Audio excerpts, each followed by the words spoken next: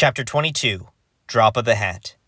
Jack had not anticipated anything other than a routine delivery of ice to the castle.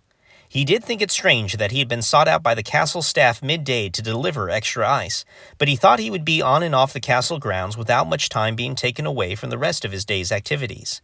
He was completely surprised then when a guard approached him at the end of his unloading of ice blocks into the castle cellar to tell him that King Renyer wanted to meet with him. He was further confused by the fact that he was not brought to the throne room, or even into any part of the castle, to speak with the king. Instead, the guard led him to the opposite exterior of the castle near the forest. It was an open area, with several piles of chopped wood lying about. It was only the king and one of the castle's servants that stood there to greet him. "Jack Frost," King Renyer welcomed him kindly, extending his hand for a shake. "I appreciate you bringing an extra delivery of ice today." Jack shook the king's hand, but gave him a bewildered look. "Something tells me you brought me here for more than just ice," Jack concluded slowly. Renyer sat down on a large piece of lumber and looked up at Jack with a pleading face. "I need your help, Jack," Renyer said innocently. "Your friend Kris Kringle, as I'm sure you're aware, is currently under arrest for treason and possibly murder. I sense that Kris doesn't know the dangerous and almost irreversible situation he has placed himself in. There is certain information I need from him, which he has refused to share, but if he did, I might be able to lessen his punishment. I am hoping that you, as his friend, can help him by helping me." Jack thought carefully about how he should respond. "What makes you think he's my friend?" Renyer shook his head with annoyance. "I don't have time to play that game, Jack," he replied straightly. "I know Kris visited you in your home the other night, and I know you must have talked about more than just the weather. He truly believes he is the rightful king of Silverbell, and that he has seen and interacted with magical elves. I'm sure he told you all about this the night he came to speak with you." Jack looked around as if he hoped an escape route to suddenly present itself. As he did so, his eyes fell upon a set of stocks, a wooden restraining device used to trap prisoners before their execution. Jack's blood suddenly turned cold. "The truth is, Kris told me very little," Jack confessed. "He told me he had a great deal to say, but no time to say it. He just wanted me to know he was still alive." "Did he tell you about his plans to disrupt my coronation?" Jack stood there silently. To tell the truth and further condemn his friend was unthinkable, but to lie to someone like Renyer, who already sensed him to be lying, was as equally unpleasant an option. He was trapped. The lack of response infuriated the king. "Enough!" Renyer cried out, standing up from his resting place. "What did he tell you?" Jack was scared, but he tried not to show his emotions. "If you would just let me speak with Kris, perhaps I could—" A guard suddenly seized Jack from behind and dragged him to the stocks which he had seen just a moment earlier. His head and hands were entrapped in the holes before he could fully process what was happening. "Why men like you choose loyalty over life is beyond me," Renyer stated, kneeling down to look at Jack face to face. But Jack was not looking at the king's face. He was looking at his hat, which had fallen to the ground in front of him when his head was forced into the stocks. It now lay next to Renyer's foot, open-faced, so that Percy's parchment, which had been concealed inside, was now fully visible.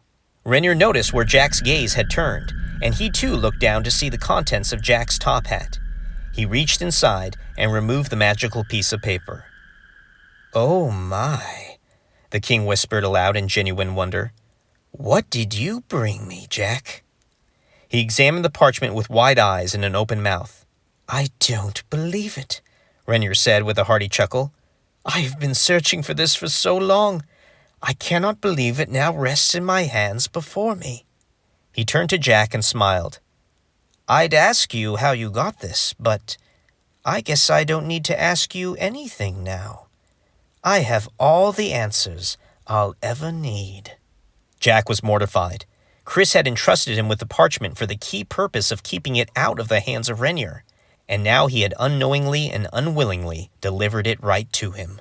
"Kill him," Renyer ordered the servant standing nearby. The servant was Barney, the same lumberjack who had helped Kris find the bell tower when he had snuck into the castle. Barney stood there nervously. The axe in his hand had always been used to drop trees and chop firewood. He had never killed a man before, and he was not willing to do so now.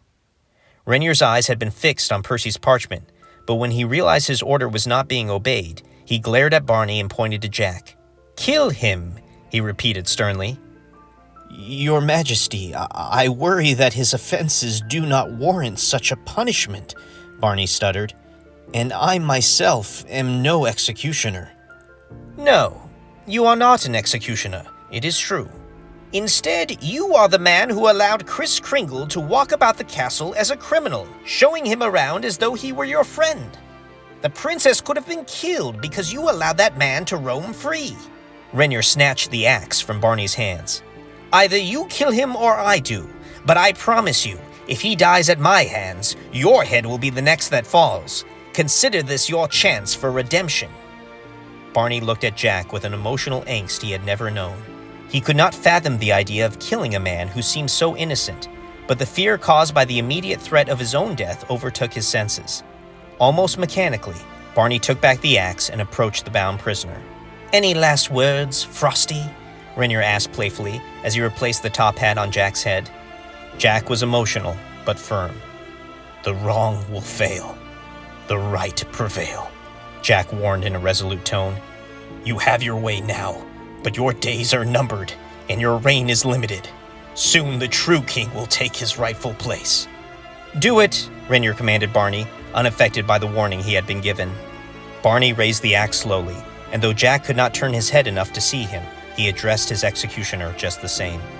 "I know this action will bring you guilt and shame, but know that I do not blame or condemn you," Jack assured him. "Death is not the end.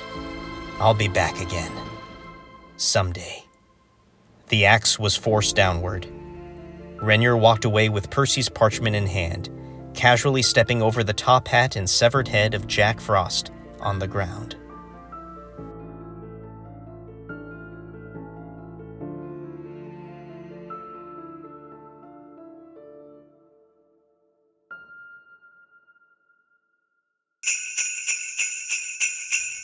"How long have you been in here?" Kris asked the prisoner in the adjacent cell. It was the first time either of them had spoken to each other. "I lost count of the days," the prisoner admitted. He was a younger man with short brown hair that was beginning to look matted and dirty. His figure was thin, an effect of the meager meals he had been fed since being imprisoned. "What was your crime?" Kris asked. The man shook his head. "With Renier, there doesn't need to be a crime," he explained. "I should not be locked away in a prison like this. And while I do not know you, sir, I am confident you are just as innocent. These cells were full when I arrived. Renier has executed most of them now. Seems to me that if you're too weak, Renier feels you do not deserve to be a part of his kingdom. But if you demonstrate too much strength, you must likewise be eliminated in the name of protecting his own power." The prisoner's conversation was cut short when a most unexpected but welcome guest suddenly descended the stairs into the dungeon. It was Princess Ava, her appearance feeling like a ray of sunlight in the cold darkness of the underground prison.